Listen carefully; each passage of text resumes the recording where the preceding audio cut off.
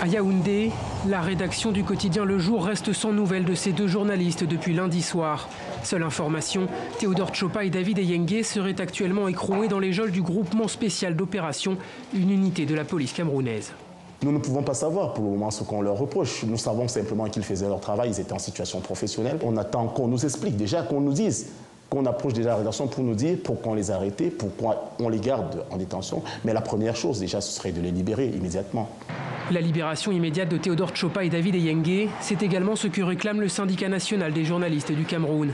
Pour interpeller, ils souhaitent mobiliser sur les réseaux sociaux. Ce sont des journalistes aujourd'hui qui se retrouvent en prison. Demain, ça peut être moi, ça peut être vous, ça peut être d'autres. On a lancé des hashtags, hashtag SNJC Cameroun, hashtag Free the Journalist.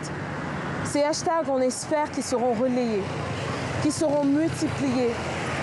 Et nous voulons que les autorités libèrent les journalistes, libèrent nos confrères. Dans un climat post-électoral tendu, outre les arrestations, des agressions de journalistes sont également à déplorer.